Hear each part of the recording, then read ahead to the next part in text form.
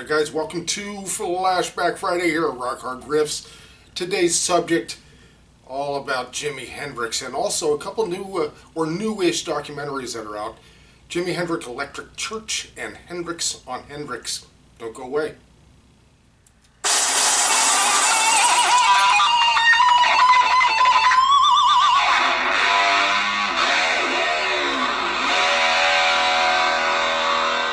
Welcome to Rock Hard Riffs. This is the guitar channel for the self-taught. That's right, guys. There are a couple documentaries, I believe, on Netflix that have been out. One, Electric Church, has been out for a while now. Not one of my favorites. The playing at the end of it is really good, but the most of the documentaries is kind of fawning all over Jimi and his playing, which, you know, most of the documentaries do. But Hendrix on Hendrix is a little bit different. This is by his brother, Leon. It's all about this long interview that he had done and his experience with his brother Jimi. Really, really good. This one was different. I really enjoyed this. I think you will too. I'm going to read a little bit about the documentary for you. Take a tour into the private world of Jimi Hendrix through the eyes of his brother Leon Hendrix in an exclusive, never-before-seen interview and live footage. Explore Jimi's family issues and personal journey and learn about the seeds that planted his musical genius leading up to his epic Rainbow Bridge performance. Jimi was an iconic American musician, singer, and songwriter.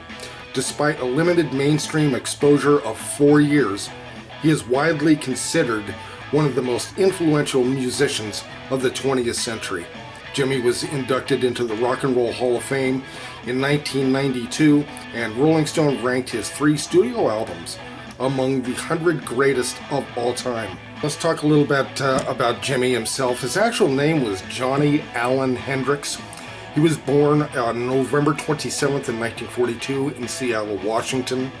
He passed away September 18th, 1970 at the age of 27 in Kensington, London, UK. Jimi was pretty much known as like a psychedelic rocker, a hard rocker, and a little bit of rhythm and blues mixed in there. Jimi began playing guitar at age 15. In 1961, he enlisted into the U.S. Army and trained as a paratrooper in the 101st Screaming Eagles Airborne Division. But he was discharged the following year due to an accident that he had while training. He moved to Clarksville, Tennessee soon after and began playing gigs on the Chitlin circuit, earning a place in the Isley Brothers backing band and later with Little Richard, with whom he continued to work through mid-1965. He played with Curtis Knight and the Squires before moving to England in late 1966, and after being discovered by Linda Keith, who interested bassist Chaz Chandler of the Animals in becoming his first manager. Within months, Hendrix earned up to 3 UK top 10 hits with the Jimi Hendrix Experience, Hey Joe, Purple Haze, and The Wind Cries Mary. He achieved fame in the US after his performance at the Monterey Pop Festival. I believe that's also on Netflix too, in 1967.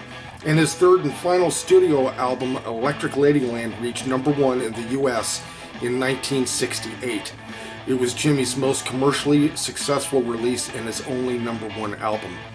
He was the world's highest paid performer, and he headlined the Woodstock Festival in 1969 and the Isle of Wight Festival in 1970. He died from barbiturate-related asphyxia. In other words, he choked on his own vomit after taking drugs on September 18th, 1970 at the age of 27. You know, I was at a pretty young age when I discovered Jimi Hendrix. I think I was about 12 or so. You know, I just love documentaries and rock and roll type of movies. I watched the Woodstock movie over and over. I've seen that I don't know how many times.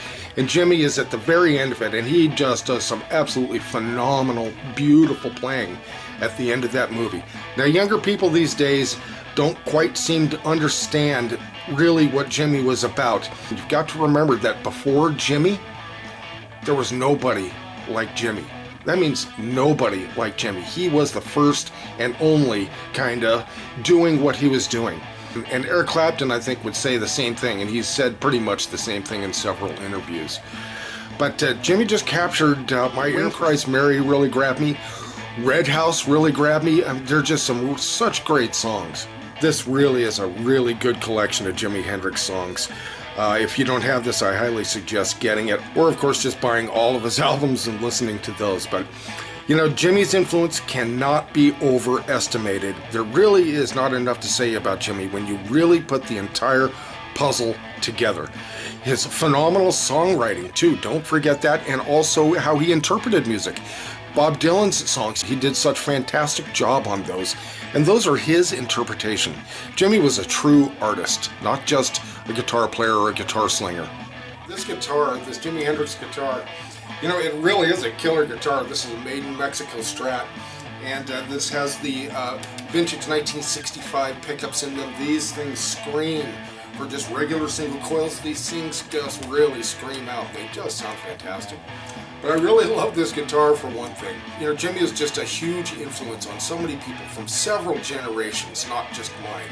I highly suggest listening to Jimmy's performance of Machine Gun live at the Fillmore East.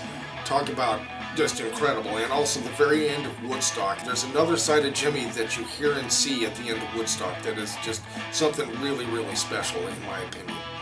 Alright guys, well thank you so much for joining us here for this Flashback Friday and Hendrix on Hendrix, this Jimi Hendrix special. We really love Jimi Hendrix here at RHR Riffs. Hopefully you do too. Please leave a comment, let us know your feelings and thoughts. Alright guys, thanks so much for joining us, and we'll see you next video and next Flashback Friday.